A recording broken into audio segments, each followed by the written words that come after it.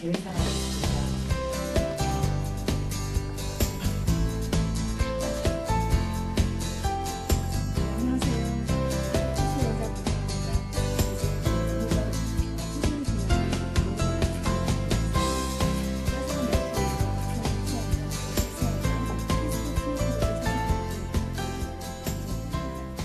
오늘 토론의 주제는 미래 과학기술 인재 양성을 위한 융합 리더십입니다.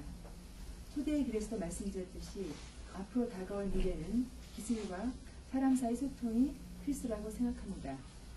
우리가 다양한 과학기술을 발전시킬수록 우리에게 다가올 미래는 우리의 의도에 가까워질 가능성이 높으며, 이를 위해서는 융합으로 활류되는 미래사회에 대응하는 핵심 도구로서 과학기술이 제 역할을 할 수 있어야 되겠습니다.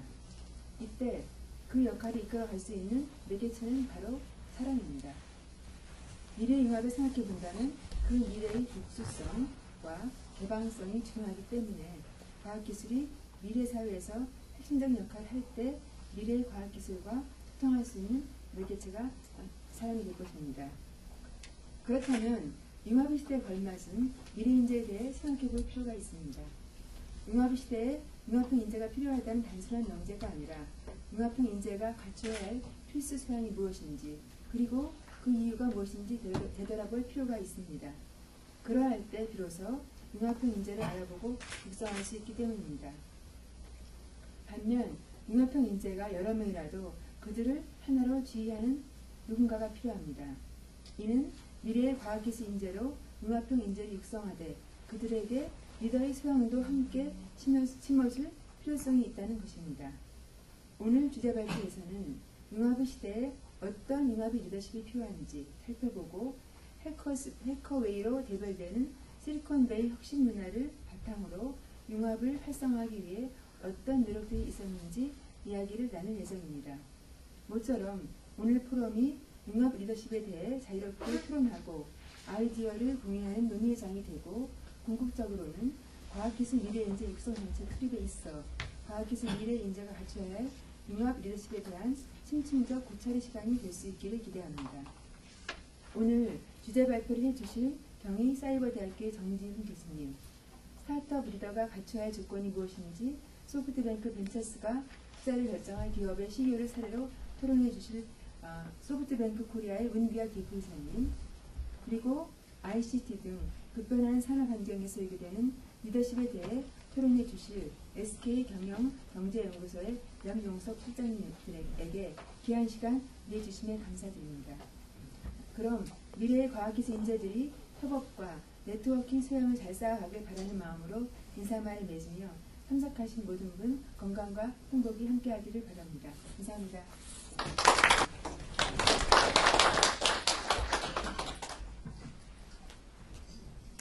이거 갖고 하면 되죠? 네. 안녕하세요. 주제 발표를 맡은 정시훈입니다. 한 30분 정도 제가 그 주제 발표를 맡아서 얘기를 하게 됐는데, 융합의 시대 그리고 융합의 리더십이라는 제목으로 말씀을 드리도록 하겠습니다. 개인적으로 이제 블로그 관련된 이야기를 잠깐 드리면은, 아까 전에 잠깐 얘기하신 것처럼 하이 컨셉 앤 하이 터치라고 그랬잖아요. 그 블로그가 사실은 이 양반 책에서 나온 겁니다. 새로운 미래가 온다라고 해서 데니엘 핑크가 썼던 책이죠. 데니엘 핑크의 책을 갖다 거기에 이제 미래의 인재 해가지고 나왔던 하이 컨셉하고 하이 터치라고 하는 6가지로 나눠가지고 이렇게 세 가지 했던 건데, 인재 조건을 빼고 그냥 간단하게 한 앞에 절반 정도는 앞으로 미래 시대가 어떻게 된다, 이런 이야기의 내용들이 대부분입니다. 이제 간단하게 그냥 한 페이지로 요약하면 대충 이렇게 됩니다. 18세기까지는 농경시대였고 주인공이 농부들이었고, 19세기 들어가면서부터 산업시대가 열리기 시작을 했고 주인공들이 공장노동자가 됐는데, 20세기에는 정보시대화가 진행이 됐고 소위 말하는 지식노동자의 시대가 왔다. 그렇다면 앞으로 미래 21세기에는 어떤 시대가 올 것이고 어떤 사람들이 주인공이 될 것이냐, 이제 이렇게 진행이 되는데, 데니엘 핑크가 얘기했던 그 시대의 정의는 컨셉추얼 에이지라는 표현을 썼죠. 개념시대라는 표현을 썼고요. 가장 중요하게 생각했던 것 중에 하나가 이제 인공지능 같은 것들의 부상, 그리고 로봇이라든지 이런 것들에 의해 가지고 논리적인 지식을 중심으로 하는 지식사회보다는 인간 그 자체가 가지고 있었던 어떤 창발적인 창의적인 크리에이터, 그리고 사람을 대체하기 굉장히 어려운 분야 중에 제일 마지막으로 남을 거라고 생각하는 것이 공감에 관련된 부분이라 엠퍼사이저라고 하는 이 두 부류가 주인공이 될 것이다. 뭐 이렇게 정의를 했었습니다. 어떻게 보자면은 이제 인공지능이라든지 이런 것에 대한 부상을 염두에 두고 미래를 그린 거라 약간 좀 멀게 느껴질 수가 있는데요. 저는 그렇게 멀다는 생각이 안 들어요. 왜냐하면은 밑에 있는 저 4개의 회사가 그 소위 말하는 TGIF라고 부르거든요. TGIF가 TGI 프라이데이 우리는 보통 생각하는데 T가 트위터, G가 구글, I가 이제 아이폰, 아이패드한 애플, 그리고 F가 이제 페이스북 해가지고 이 4개 회사인데 이게 소위 말하는 실리콘밸리 포함해서 미국에 있는 젊은이들이 가장 가고 싶어하는 회사래요. 옛날같이 이렇게 커다란 그런 기업들이 아니고 이 기업들의 핵심 역량이 뭘까 가만히 생각을 해보면은요 옛날처럼 어떤 칼 같은 매니지먼트라든지 이런 부분들이 아니에요. 가만히 생각해보면 전부 다 어떤 디자인적인 능력과 크리에이션하는 어떤 디자인적인 어떤 능력이 굉장히 뛰어난 기업들이고 또 하나는 의외로 소셜 네트워크라든지 네트워크 효과를 굉장히 중시하는 소셜이 굉장히 강한 회사들로 볼 수가 있습니다. 여기서 재밌는 거는 디자인이라고 하는 것은 문제를 찾아내고 문제를 풀어내는 능력을 이야기하는데 문제를 찾고 푸는 이 능력이 사실은 크리에이터의 가장 중요한 자질입니다. 그리고 또 한 가지 사람들과 네트워킹을 하고 그들의 이야기를 듣고 전파하고 리딩을 하는 이 소셜한 능력, 소셜한 네트워크 이런 부분들이 엠퍼사이즈의 또 가장 중요한 능력이거든요. 이미 먼 미래가 아니라 지금 현재 가장 뭐 전 세계에서 많은 젊은이들이 가고 싶어하는 회사들의 핵심 역량이 이미 이걸 요구를 하고 있는 겁니다. 그러니까 그다지 생각보다 먼 미래가 아닌 것 같다. 그런 이야기를 먼저 드리겠습니다. 융합에 대한 이야기로 그럼 넘어가서 융합에 대해서 이야기를 하게 되면 이제 제일 많이 언급되는 책이기도 하죠. 이 프란스 요한슨이 쓴 메디치 이펙트라고 하는 유명한 책이 있습니다. 메디치 효과라고 하죠. 뭐 메디치 가문에서 수많은 사람들을 받아들이고 그들로 하여금 새로운 어떤 토론을 하고 그냥 내버려 뒀더니 어떻게 보니 그냥 내버려 뒀더니 다양한 형태의 창발적인 어떤 것들이 나타나더라. 그러니까 그런 환경과 문화를 만들어주면 저절로 융합이 일어난다. 이제 이런 그런 접근 방법인데요. 이게 생각보다 간단치가 않습니다. 저는 융합을 크게 2가지 부류로 나눠서 생각을 하는데 하나는 언디렉셔널한 컨버전스예요. 무슨 얘기냐면은 언디렉셔널 좀 나중에 얘기 드릴게요. 하나는 디렉셔널한 컨버전스예요. 무슨 얘기냐면 어떤 목적을 가지는 거죠. 사회적 가치가 됐던 뭐가 됐던 골을 세팅을 한 다음에 해당 골을 맞춰가기 위해서 수많은 어떤 사람들과 전문가들을 연결시켜가지고 끌고 나가는 것과 관련된 부분입니다. 이 경우에는 그 싱글 리더십이 굉장히 중요할 수가 있죠. 누군가가 이 방향성을 결정을 하고 리소스를 할당을 하고 그다음에 대화를 하고 연결을 짓고 뭐 이런 작업들을 액티브하게 해주지 않으면 효율이 떨어지기 때문에 그에 대한 것들이 굉장히 좀 잘 안 되는 그런 경향성이 있습니다. 디렉셔널한 파트가 우리 흔히 생각할 수 있는 분야 중에 하나고요. 두 번째는 이따가 제가 구글에 대한 이야기를 좀 드릴 텐데 언디렉셔널한 컨버전스도 생각보다 굉장히 중요합니다. 무슨 얘기냐면 아예 어떤 방향을 결정짓지 않는 거죠. 그리고 그 내부에서의 어떤 창발이 나타나는 것을 연결짓도록 하는 그런 방향성이 있게 되는데 그거는 리더십의 종류가 그 어떤 방향을 구체적으로 결정짓고 가라고 하는 방향이 아니고 이 조직에서 또는 이 사회에서 이 네트워크에서 그런 창발이 일어날 수 있도록 잘 매니지 해주는가가 관건이 됩니다. 이게 사실은 컬처 매니지먼트에 가까워요. 그러니까 이 2가지가 굉장히 다른 디렉션을 갖고 있어요. 그러니까 같이 우리가 같은 융합을 이야기하고 있지만 융합이라는 것 자체도 가만히 생각해보면 굉장히 다른 2가지의 길이 있다는 얘기를 먼저 드리고 싶습니다. 그 다음으로 이제 제가 이제 융합에 대한 이야기를 할 때 반대로 생각을 하면 융합의 반대말은 뭘까? 예, 어느 하나를 너무 이제 집착하는 게 반대가 되겠죠, 결국에는. 그러니까 이걸 이제 다르게 표현하자면 전문가의 함정이라고 저는 표현을 하는데, 전문가들이 일하는 방식을 가만히 보면은 저도 뭐 사실은 전 전문가란 말 되게 싫어하는데요. 여튼 뭐, 전문가의 함정이 뭐냐면은 자기 분야의 상황을 일단 내가 이쪽의 전문 분야니까 자기 분야의 상황을 평가한 다음에 한 부분을 빼내서 다른 요소들과 이제 분리를 합니다. 왜냐하면 그렇게 해야 내 분야에 대한 얘기를 하게 되니까. 그래서 이제 뭔가를 좀 해줘야 되는데 인간이 가지고 있는 기본적인 한계가 있어요. 뇌과학을 공부하신 분들은 다 잘 아시겠지만 저도 의학을 전공을 했으니까 뭐 공학도 전공했고 의학도 전공했고 사회과학도 했지만 의학을 전공했고 특히 그 중에서도 뇌과학의 옵틱스 쪽을 했었기 때문에 비전 쪽을 했었기 때문에 이제 뇌과학 관련된 파트를 좀 많이 알게 되는데 인간의 마음의 과학들 최근의 내용들을 보면은요 실제로 인간은 생각보다 복잡한 상황을 감당하기 어렵습니다. 그래서 굉장히 뭔가 이렇게 분해를 해가지고 하나하나에 집중해서 접근을 해야만 자기가 이해를 할 수가 있거든요.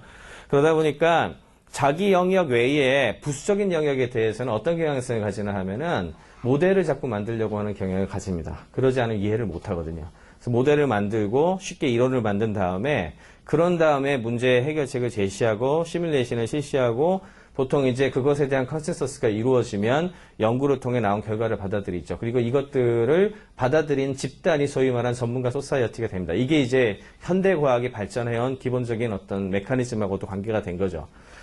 근데 이게 지금까지는 뭐 산업시대라든지 이 시대의 발전 방향하고도 잘 맞았고 잘 워킹했다고 생각을 합니다. 근데 문제는 다른 분야의 전문가들은 같은 것을 보고 그와는 다른 부분을 주목하고 또 다른 결론을 내려요. 그리고 양쪽 다 옳을 수도 있지만 어떤 경우에는 이게 전체 한 분야만 보고 있는 경우가 많고 그리고 그 결론 자체가 굉장히 잘못된 디렉션으로 간 케이스가 한둘이 아닙니다. 뭐 의학 분야 같은 경우에 제가 밝히기도 쑥스럽지만 치료 방식 같은 게 뭐 이게 옳다라고 해서 다 컨센서스가 이루어져 가지고 막 진행을 하고 약도 다 먹이고 그랬는데 한순간에 한 15년쯤 지나가 가지고 지금까지 우리 치료 잘못했어. 이런 일이 한두 개가 아니에요. 생각보다 굉장히 많거든요. 이제 어떻게 보면은 우리가 이제 패러다임 시프트에 대해서 토마스 쿤에 대한 얘기 굉장히 많이 하지만 그 이야기를 주로 하면서도 여전히 과학자들은 패러다임에 빠져 있죠. 언제나 메이저를 중심으로 해서 메인 이론을 갖다 따르려고 하는 계파를 만들고 그걸 진행하려고 하는 그런 문화를 가지고 있는데 거기다가 완전히 다른 시각의 걸 받아들여라 하고 얘기를 하는 게 생각보다 간단한 문제는 아닙니다. 그러면 이런 문제를 이제 해결할 수 있는 리더십은 어떻게 가져가야 되느냐? 이게 사실은 우리가 얘기해야 되는 소위 말하는 융합의 리더십에 대한 이야기인데, 기본적으로 융합이 저절로 되지는 않습니다. 그러니까 막 섞어놓는다고 해가지고 그냥 무조건 되지는 않죠. 저도 한국에 와가지고 메디시 이펙트를 읽고 굉장히 감명도 받고 해서 2007년에 귀국을 해서 지식경제부하고 제일 처음 시작했던 게 특히 이제 키아트에서 그런 의지가 굉장히 강해서 각종 포럼을 만들어가지고 많이 해봤어요. 그래서 뭐 인문학 하신 분들 뭐 등등 해가지고 각종 융합 포럼들을 만들어가지고 많이 들어가서 활동을 했었는데요.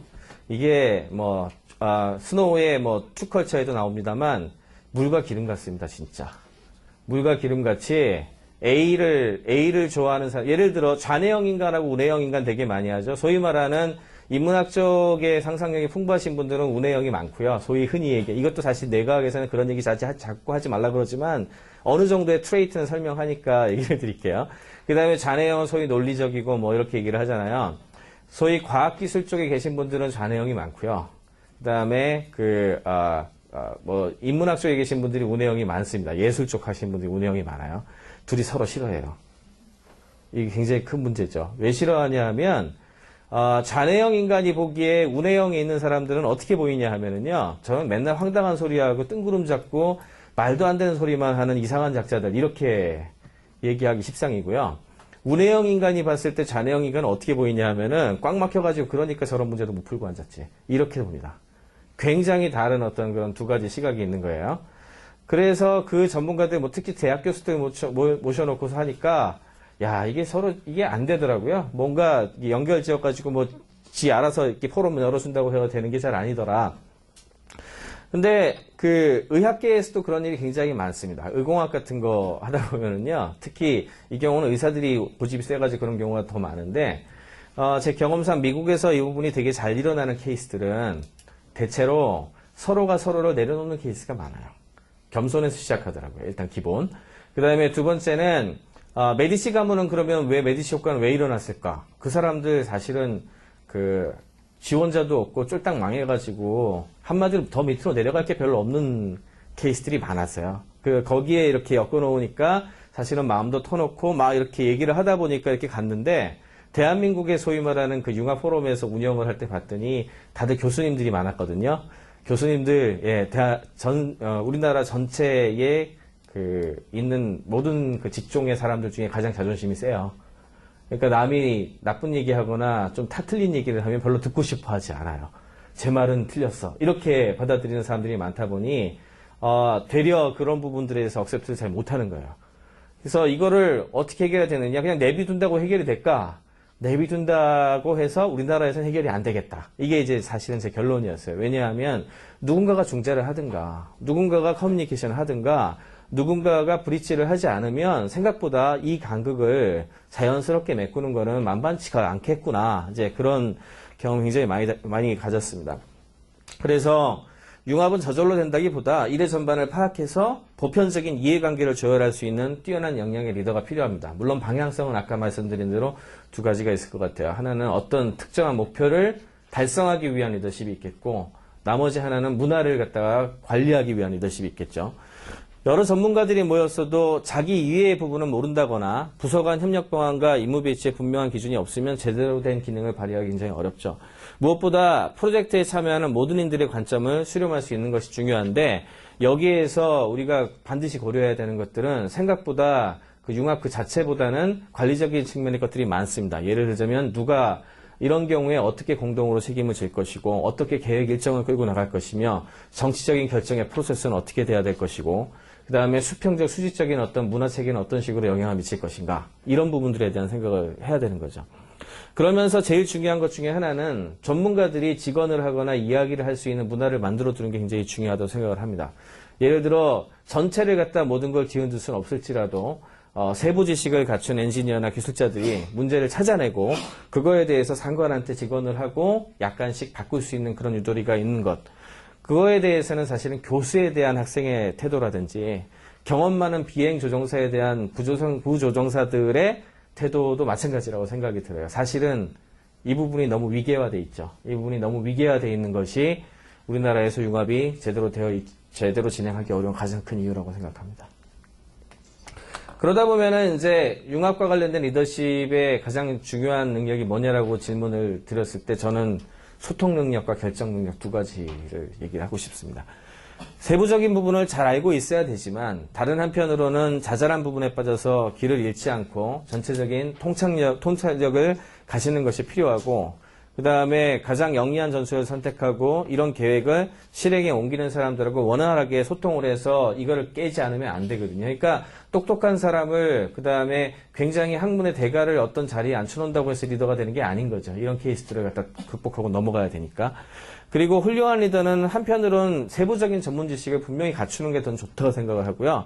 다른 한편으로는 전체를 조망할 수 있는 포괄적인 지식을 갖춰야 하고 전문가들이 가진 세부 지식과 능력을 존중한 이 모든 것을 갖추는 리더가 정말 중요하다고 생각을 합니다. 이 문제는 사실 융합뿐만이 아니라 다양한 분야에서 다 관계가 되는데요. 예를 들자면 병원협회 같은 데에서 가장 많이 했던 토론 중에 하나가 병원장은 의사여야 하는가 아니면 경영자여야 하는가, 어떻게 생각을 하세요? 경영학 전공을 한 사람이어야 하는가 의사여야 하는가? 예, 이게 생각보다 굉장히 핫 디스커스입니다. 일반인한테 물으면 그냥 경영하는 거니까 경영자들이 맡아야 되는 것 아니야 라고 얘기하기가 되게 쉬워요. 그렇지만 저는 의사가 되는 게 더 좋다고 생각을 합니다. 이유는 병원이라고 하는 것이 돌아가는 그 프로세스, 소위 말하는 제품이라는 게 의료 서비스인데 해당 의료 서비스 자체에 대한 이해도가 경영자들이 그 레벨에 접근하는 것 자체가 거의 불가능해요. 그런 상황에서 예를 들어 지금 전문가라고 하는 집단에 둘러싸여져 있는 경영자거든요. 그러면 그 사람들이 예를 들어 퇴원을 갖다 막 시킨다든지 의료사고가 벌어진다든지 이랬을 때 제가 뭘 잘못했는지 의사들은 압니다. 딱 보면 알아요. 뭐가 이거 지금 진단을 뭐 잘못 내렸네. 그 다음에 이거 지껏 숨기려고 지금 퇴원 안 시키고 있네. 이걸 다 찾아낼 수 있거든요. 그런 부분들을 경영자들은 완전히 속아요. 이런 케이스 같은 경우에는 이제 약간 특수한 케이스지만 세부 지식에 대한 부분들에 대해서 알지 못하는 사람이라면 그거를 갖다가 돌파하기가 굉장히 어려운 거죠. 이제 그런 부분들 같은 경우에는 당연히 이런 것들을 다 갖춘 사람들을 해주는 게 좋겠죠. 근데 문제는 이런 사람이 굉장히 적습니다. 세부적인 것도 알면서 아까 말한 이런 경영적인 측면의 것들을 같이 갖춰야 되잖아요. 아니면 이거를 커뮤니케이션과 결정 능력을 갖췄는데 세부적인 거를 알거나 이래야 되는데 이 두 가지를 다 갖춘 사람을 찾는 것이 참 어렵습니다. 그것이 사실은 우리나라에서 융합이 좀 잘 가지 못하는 가장 큰 이유가 이런 리더십을 가진 사람이 적어서라고 저는 믿고 있습니다. 또 한 가지는 이제 아까 이제 언디렉셔널한 이제 문화에 대한 이야기를 조금 더 드리려고 하는데요. 이건 좀 엉뚱한 질문이 될 수도 있는데 제가 이거 질문을 하면 또 굉장히 많은 토론도 하는 파트 중에 하나입니다. 누군지 아시죠, 둘 다? 예, 왼쪽은 모차르트고요. 오른쪽은 싸이입니다. 누가 더 위대한 음악가일까요? 예, 이 굉장히 함정이 있는 거라 생각을 해가지고 당연히 모차르트인데 왜 이런 걸 묻고 앉았지? 라고 생각을 하실지도 모르겠어요. 물론 이제 그 후대에 남는 200년, 300년이 남고 시간 한참 지나가가지고 하는 어떤 그런 여러 가지 생각한다면 아마도 모차르트가 훨씬 그 시대를 넘어서가지고 이렇게 뭔가를 하고 있으니까 훨씬 더 위대한 음악가겠죠. 저도 그렇게 생각을 하는데요. 그런 관점에서 한번 생각을 해보죠. 모차르트의 시대에 모차르트는 어떻게 음악가가 됐을까? 그 사회를 한번 들여다보면은 아마도 모차르트 시대의 음악가들은 대부분 귀족들이 서포트를 했습니다. 스폰서와 탤런트 공생관계였죠, 대부분. 스폰서십을 통해 가지고 소위 말하는 귀족들이 어떤 오페라 하우스 같은 것들을 살롱에서 열어주고 거기에서 자기네들이 연주를 하고 그 사람들은 귀족들의 돈을 받아서 살았습니다. 그죠? 그리고 그 음악을 들었던 사람들은 대체로 아마도 그 오페라 하우스에 초대받을 수 있었던 손님들과 그런 사람들이 대부분 들었죠. 모차르트가 만든 실제 음악을 얼마나 많은 일반인들이 들었을까요? 그에 비해서 싸이 한번 볼까요? 싸이의 강남 스타일이 유튜브를 통해 가지고 페이지 뷰가 얼마나 올라갔는지 아시는 분? 아니에요. 20억이 넘었습니다. 예. 20억이 넘게 갔는데 옛날로 생각하면 이게 다 공짜잖아요. 20억 명이 넘는 사람들이 그 음악을 듣고 즐겼죠.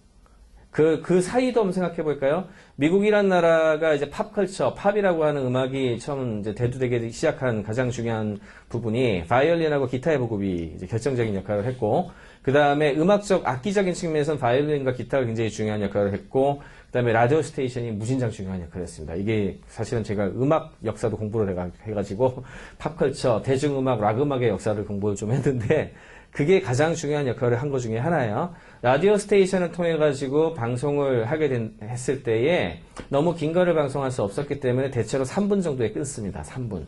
3미닛이라고 하는 한계를 주기 시작을 했고요. 그 다음에 또 한 가지는 사람들이 굉장히 쉽게 악기를 구해가지고 자기네들도 즐기면서 음악을 따라 부르고 즐길 수 있어야 되는 거죠. 그냥 듣기만 하는 게 아니고. 그렇게 해서 들어올 수 있도록 했던 게 팝 음악의 시작이고, 그것이 락으로 발전을 하고 우드스타 락 페스티벌이 나오고, 그런 문화와 실리콘밸리의 문화가 굉장히 많이 결합이 됐었죠.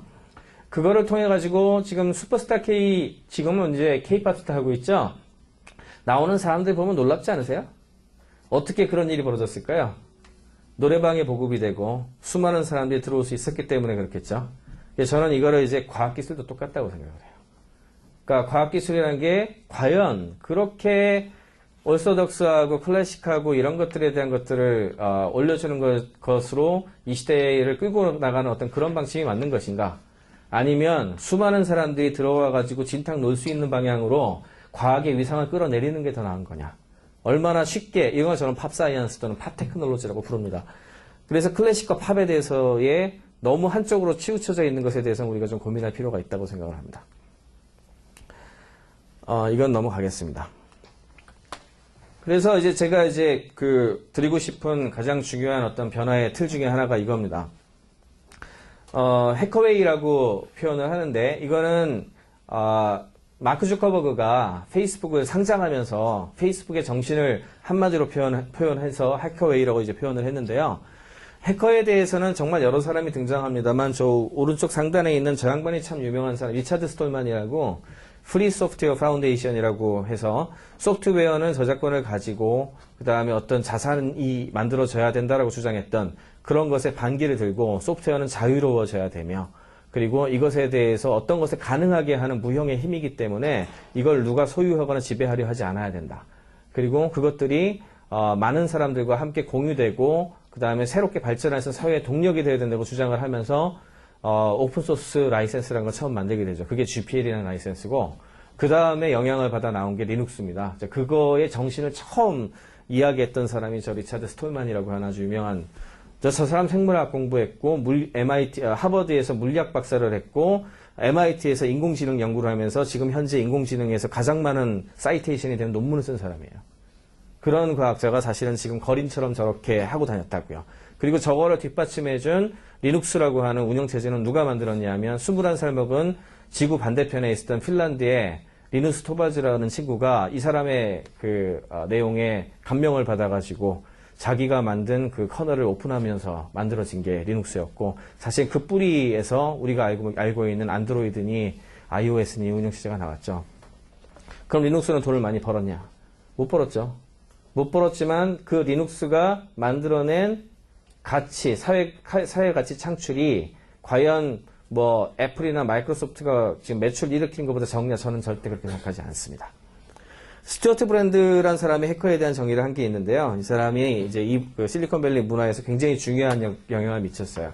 호러스 카탈로그라고 하는 아주 유명한 미디어 잡지를 쓰기도 했고요. 이 사람은 이렇게 얘기를 했습니다. 매사에 세밀하게 계획을 세워 실행하는 사람이 플래너라면 이와 반대로 즐거움에 이끌려 임의적으로 새로운 혁신을 하거나 발명하는 사람이 해커다.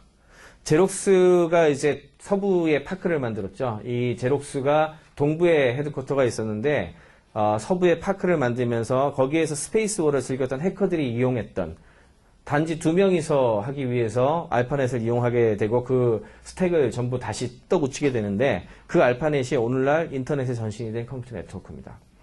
마크 주커버그는 이 정신을 실리콘밸리의 정신이 살아있다라고 얘기를 하고요.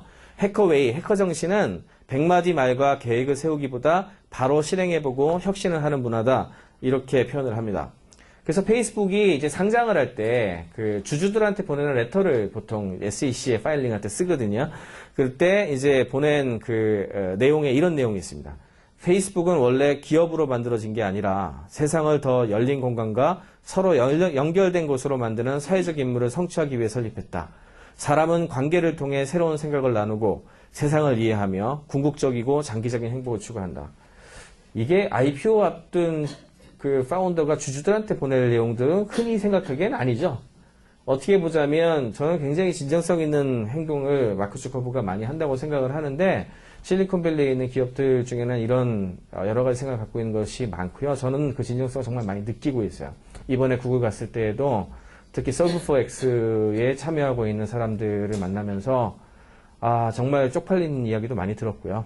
Solve4X 얘기를 잠깐 좀 드리면은 구글X에 대해서는 얘기 많이 들으셨죠? 예, 과학기술을 이용해서 인류의 여러 가지 문제를 풀겠다라고 해서 구글에서 진행하고 있는 프로젝트들이죠. 예를 들자면 무인 자동차도 거기서 나왔고, 프로젝트 윙이라고 지금 호주에서 시험하고 있는 드론 관련된 프로젝트도 거기서 진행이 되고 있는 거고, 구글 글래스도 거기서 나왔고, 그 다음에 최근엔 나노 파티클 이용해가지고 약을 먹고서 암 진단하는 관련된 기술 개발에 대한 이야기도 했었죠. 이게 이제 구글 X인데 구글 X를 가만히 구글에 사다 보니까 인류 문제를 해결하기 위한 것들을 왜 구글의 과학자들만 해야 되는가? 모든 전 세계에 있는 과학자들이나 혹은 전 세계에 있는 수많은 연구기관들과 함께 한다면, 그래서 오픈 이노베이션을 한다면 더 많은 문제를 해결할 수 있을 것이다. 라고 해서 커뮤니티를 만든 게 Solve4X예요. Solve4X의 아시아 파시픽을 담당하고 있는 친구가 한 20대 후반에 대만계 여자인데, 라이라고 하는 친구인데, 이 친구가 청와대학교에도 가서 공부도 하고 그랬더라고요. 이 친구가 이제 자기는 이건 자기 본업이 아니고 20% 프로젝트라고 얘기를 해요. 자기는 이제 검색 쪽에 원래 일을 하는데 20% 프로젝트를 하면서 휴가까지 다 써가면서까지 한국에도 오고 일본에도 가고 싱가포르에도 가고 해서 솔브4X에 참여할 과학자들 컨택하고 기관에다가 뭘 보내기도 하고 이런 작업들을 많이 한 거예요. 그래서 상과가 어떠냐 제가 물어봤죠. 그랬더니 중국에서도 좀 들어왔고 일본에서도 좀 들어왔고 싱가포르이 대단하다 그러더라고요. 싱가포르이 75개나 어플리케이션을 내줬대요. 기관들이나 여러 군데에서. 그 중에서 아마 한 10개 정도는 픽업돼가지고 뭔가 사업이 진행될 것 같다. 사실은 아이디어를 이야기하고 그거를 어플리케이션을 하고 동영상을 내는 어떤 그런 프로세스거든요. 그래서 한국을 물어봤죠. 한국은 어땠냐? 한국에서는 아무것도 들어온 게 없습니다. 이게 우리 현실입니다. 한마디로 지금 당장 눈앞에 있는 것에 대한 가시적 성과, 그리고 당장 그 시장적인 측면에서 뭔가를 해결해야 되는 것들, 이런 것들에 대해서는 그 신경을 되게 많이 쓰는데, 그에 비해서 좀 사회적 가치에 대한 부분들에 대해서 굉장히 좀 둔감한 그런 부분들이 좀 있는 거죠. 그리고 최근에 이제 불어닥치고 있는 오픈소스 하드웨어, 아두이노 같은, 이것도 이제 이탈리아의 다 무너져가는 디자인 스쿨의 대학 교수가 디자인하는 아이들한테 미디어 아트를 가르치려고 만들었죠. 그러다 보니까 되게 허접해요.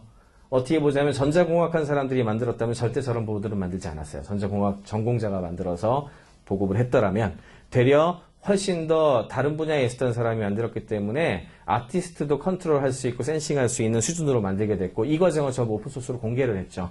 그게 지금 소위 말하는 IoT의 시대를 열고 있는 가장 중요한 기술이 되고 있습니다. 펀딩의 구조도 변했어요. 이렇게 해가지고 만들어진 것들을 페블이라고 아주 유명한 스마트워치인데, 대학 갓 졸업한 친구들이 옛날 같았으면 큰 돈을 펀딩 받지 않으면 이 제조업 사업을 시작하지도 못했을 텐데, 그에 대한 부분들에 대해서 $10,000만 넘는 이상한 사람들의 그 백커들이 10만 명이나 있어가지고, 사실 이거 지원하고 나면 황당해요. 1년 뒤에 주죠. 말만 믿고 하는 거거든요. 1년 뒤에 주죠. 그 다음에 받아가지고 고장나면 어디 하소연도 못하고 그래요. 그리고 소비자에 대한 어떤 그런 그 보호라든지 이게 전혀 안 돼 있거든요. 근데 저걸 누가 사? 세상은 넓어가지고요. 약간 좀 이상한 사람들이 생각보다 많습니다. 그 중에 한 명이 저예요. 저거 사실 킥스타터 버전 펀딩 해가지고 우리나라에서 제일 처음 받았어요. 우리 아들내미 타고 다녀요. 중학교 2학년 애가. 그러니까 엉뚱한 데 돈을 투자를 하는 거죠, 저렇게. 그런 사람들이 생각보다 되게 많고, 그 에너지를 모아서 새로운 길을 걸어갔고, 지금은 스마트 시계 부분에 있어가지고 삼성전자와 함께 좀 양강이라고 얘기할 정도의 기업이 됐죠. 이게 불과 2년 사이에 벌어진 일이에요. 어큘러스 리프트라고 부르는 증강현실, 가상현실, 그 VR, 지금 삼성하고 하고 있고, 그 다음에 페이스북에 2조 원이 넘는 돈을 받고 인수된 회사가 있습니다. 그때 당시 직원이 한 8명이나 됐을까요? 이 친구가 USC, 제가 이제 박사학위 받은 USC 출신인데, 거기에 믹스드 리얼리티 랩에서 군사용으로 만들어진 것들 보다가 이렇게 비싸게 만들 필요가 없는데 왜 이렇게 만들었을까? 지금 레티나 디스플레이도 있고, 그래가지고 디스플레이 2개 분리하고 3D 프린터로 찍고 해가지고 올려서 240만 원 펀딩을 했어요. 킥스타터에서. 그 다음에 그로부터 9개월 후에 페이스북이 2조 원에 산 거예요. 이런 일이 비일비재하게 벌어지는 세상입니다. 돈이 도는 구조 자체가 바뀌고 있어요. 그러면 어떻게 융합을 활성화하게 할 것인가? 이제 키 이슈죠.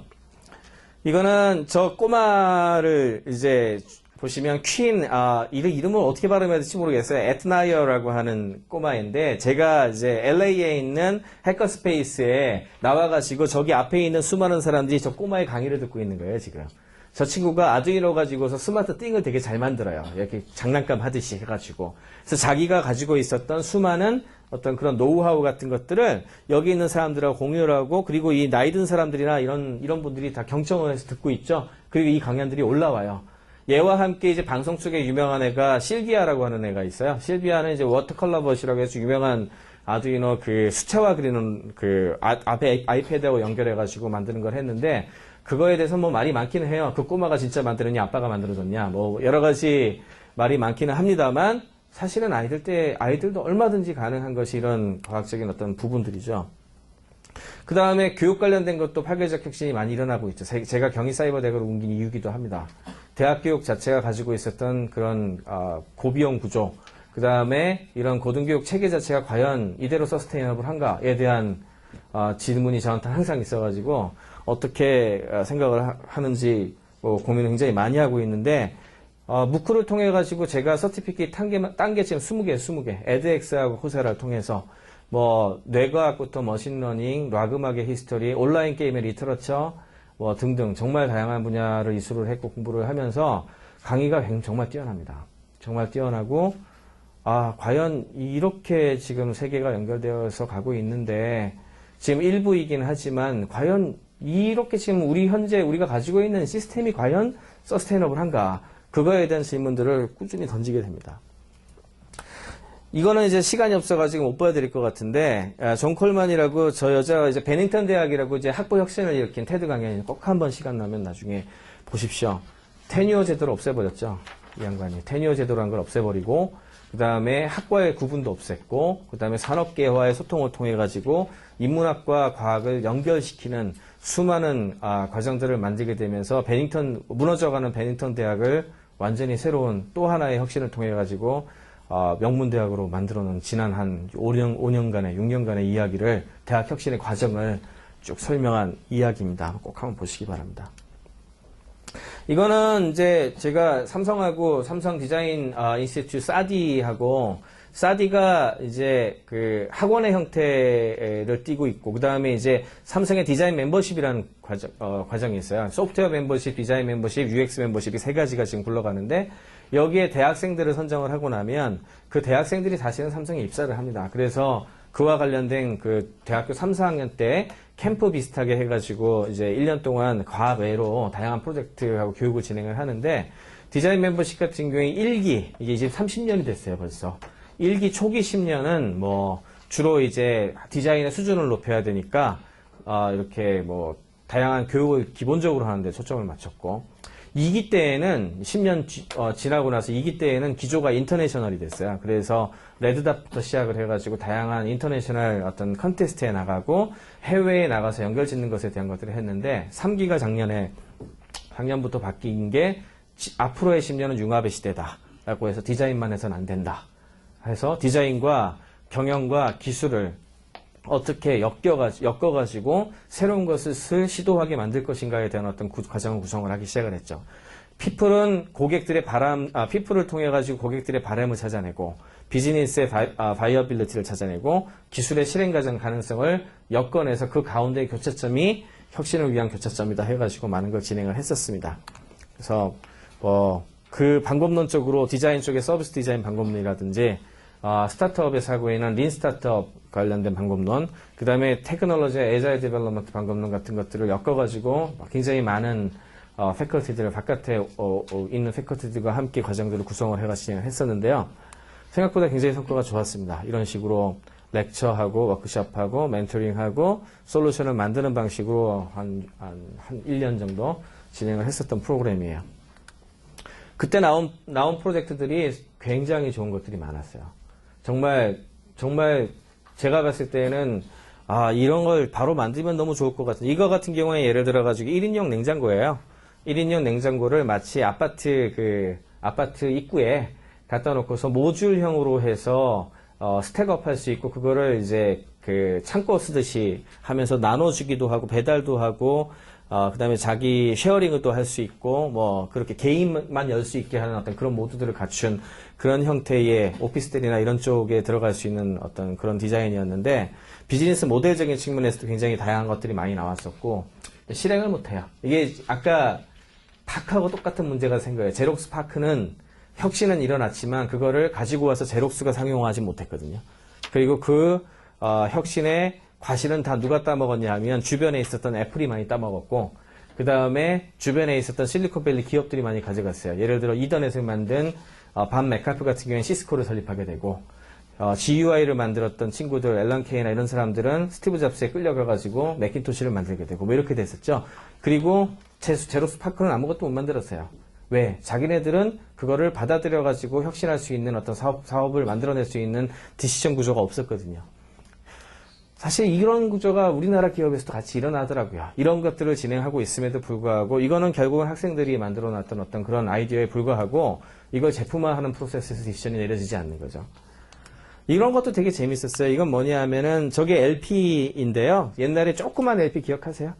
조그만 LP에 NFC 태그를 달아서 복고적인 건데, 거기에 그 뮤지션을 연결해가지고 스마트폰하고 저 스피커하고 연결이 돼 있어가지고 자동으로 플레이가 되는. 그러니까 사람들이 뭔가를 가지고 싶어하는 소장 욕구잖아요. 저런 8인치 소장 욕구를 만들어가지고 되게 예쁘게 잘 구현했던 친구들인데, 이것도 너무 좋았는데 사실은. 그다음에 이거는 이제 사운드 펀치라고 그래가지고 두들겨가지고요. 예, 저 때리는 거를 가지고 센싱을 해가지고 오픈소스로 여러 가지를 만들 수 있게 된 거였는데, 다양한 게임부터 시작해서 간단하게 벽에다 붙여놓고 쓸 수 있는 어떤 그런 프로젝트였어요. 근데 문제는 이게 다 삼성 들어가기로 돼 있는 애들이 만든 거다 보니까 입사에 대한 어떤 그 부분들에 대한 것까지만 하고 저거를 실체화하는 그 다음 단계로 이제 안 가는 거죠. 거기서 그냥 끝나버린 거예요. 그런 부분들 이야기인데. 그래서 마지막으로 이제 매듭을 짓도록 하겠습니다. 그래서 디렉셔널한 파트에서 리더가 갖춰야 되는 어떤 그런 소양이라든지 조직의 문제나 이런 거에 대한 초반에 좀 말씀을 드렸고, 후반에는 소위 얘기하는 디렉션이 없으면서 새로운 창발이 나타날 수 있도록 하는 판 문화를 중심으로 하는 그런 스레숄더를 낮추는 것에 대한 두 가지 이야기를 드렸는데요. 저는 기본적으로 그래서 융합의 가장 중요한 두 가지는 문화와 컬처. 그래서 C는 C 플러스 C라고 또는 C 곱하기 C라고 표현하는데, 컬처 앤 커뮤니케이션이라고 봅니다. 리더는 커뮤니케이션을 굉장히 잘할 수 있어야 되고요.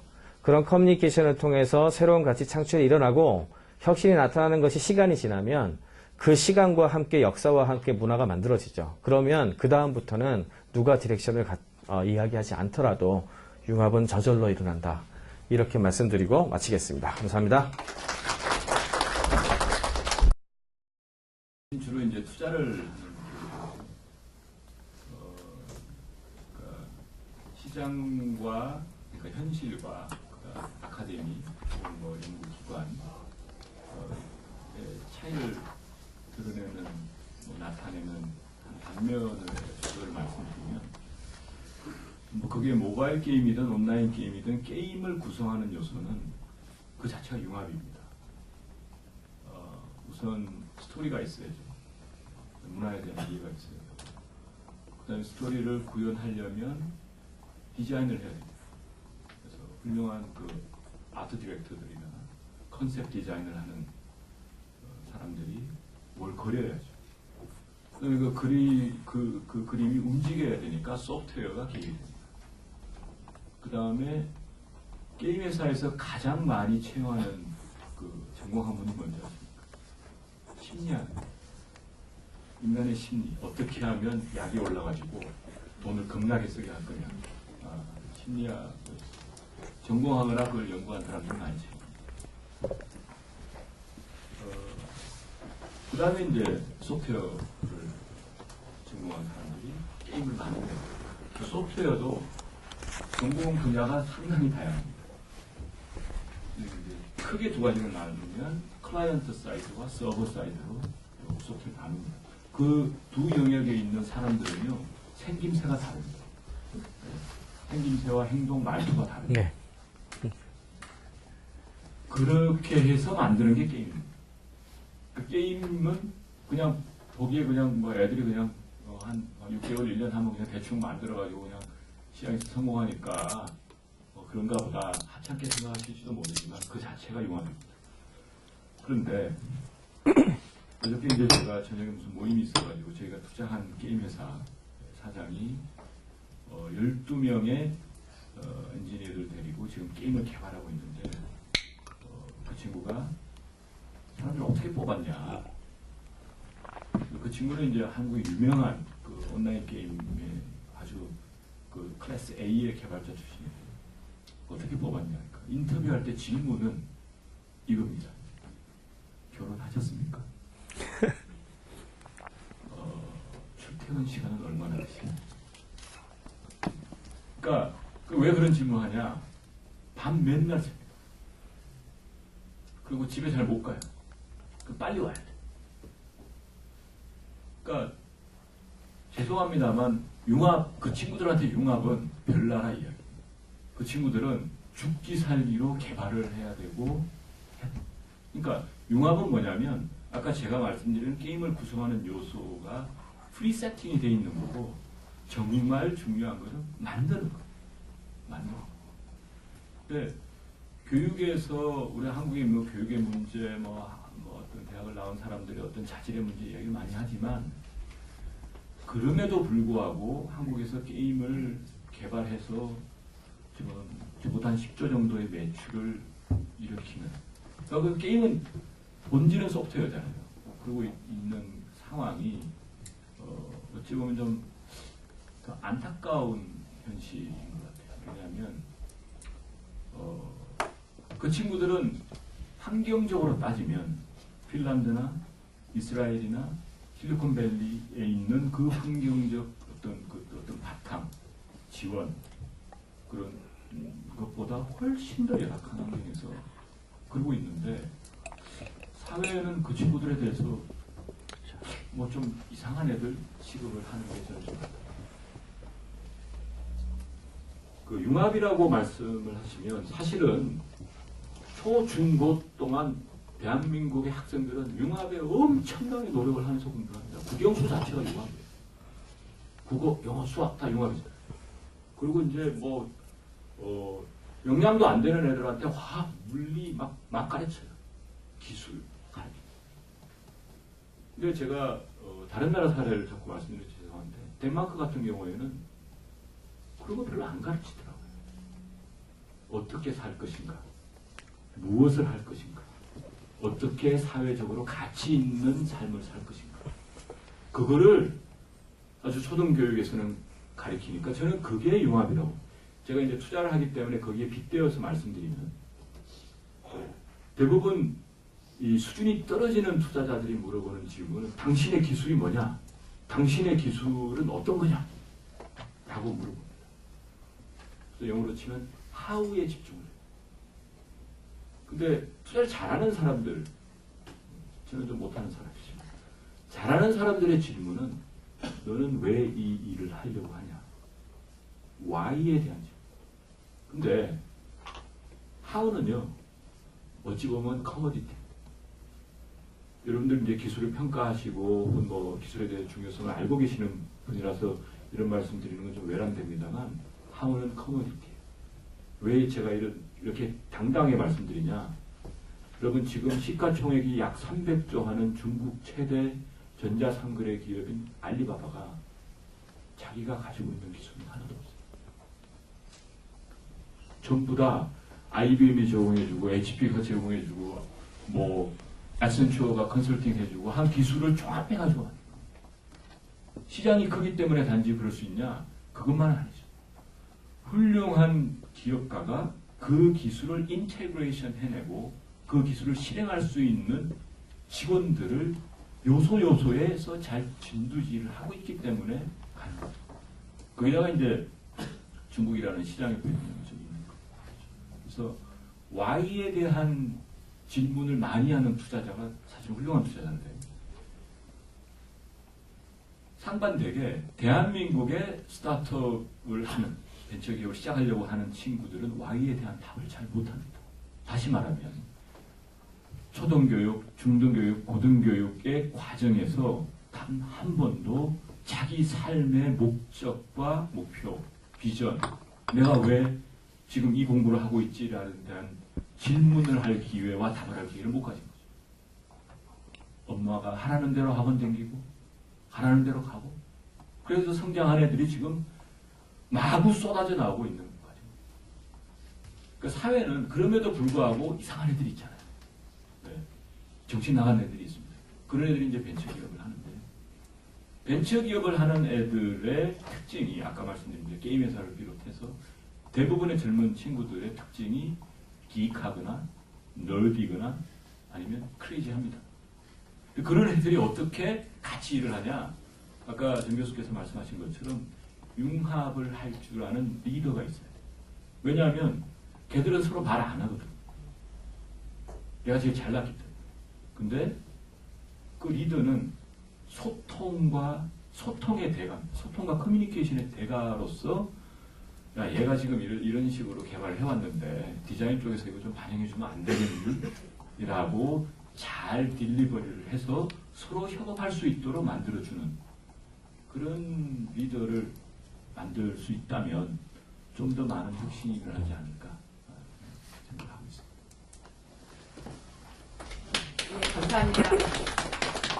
게임 산업을 예를 들었고 또 여러 가지 Y에 대한 것을 생각할 수 있는 그런 교육이 필요하다는 말씀을 해주신 것 같습니다. 그럼 두 번째로 염영석 전무님의 토론을 듣도록 하겠습니다.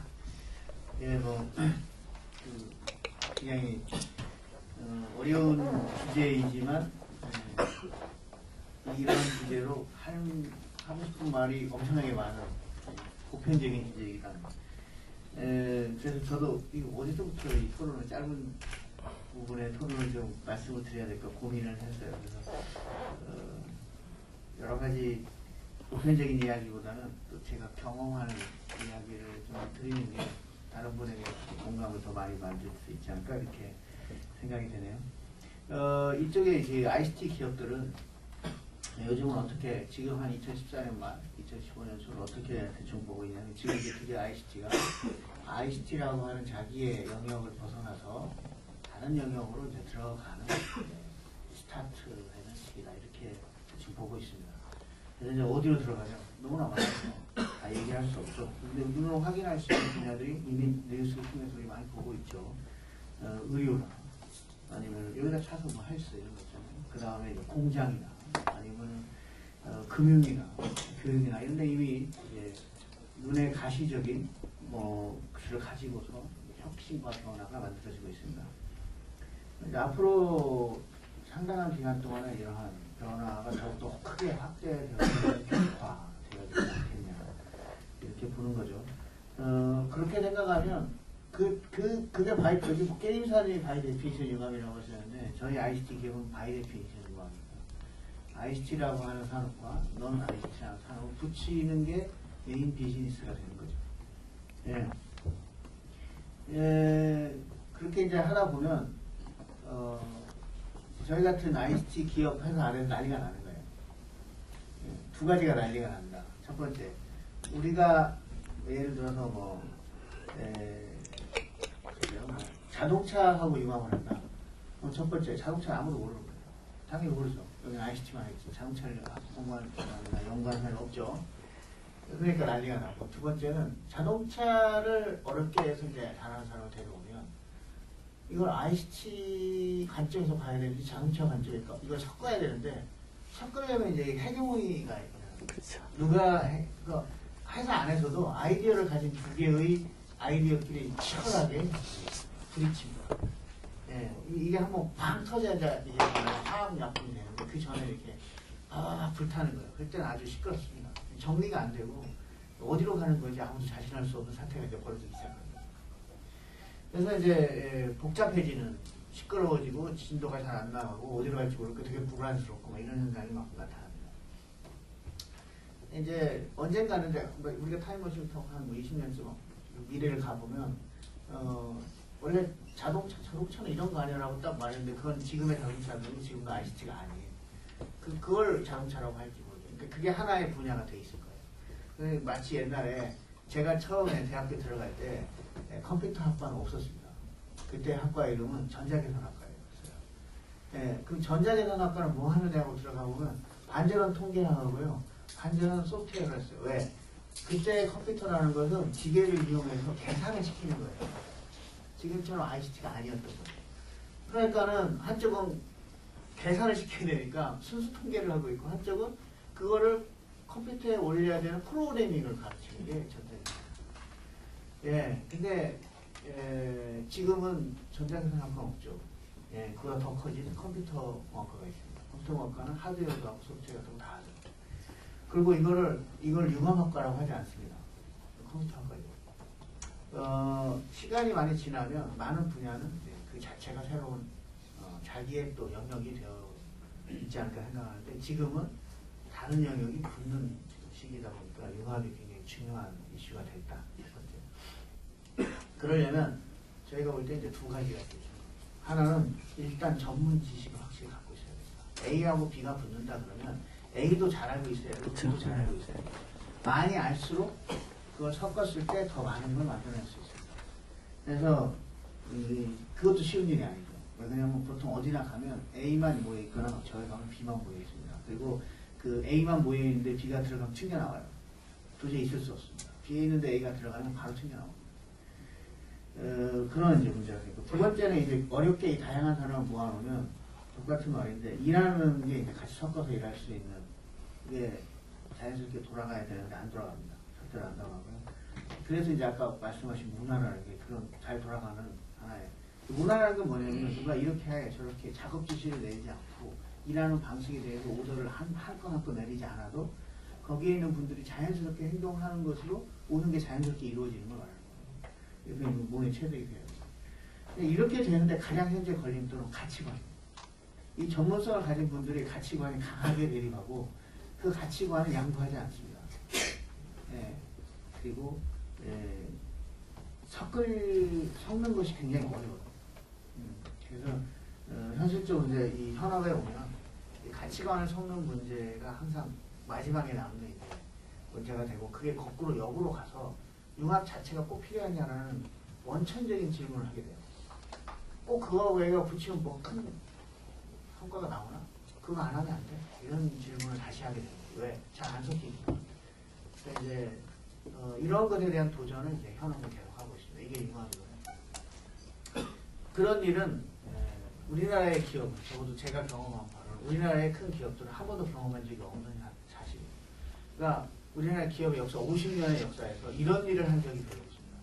오히려 똘똘 뭉치는 자기만의 가치관을 만드는 게 이 기업의 가장 중요한 성공 공식이라는 믿음을 가지고 있고, 우리나라는 그러한 믿음으로 성공한 국가라, 이런 생각이 들거든요.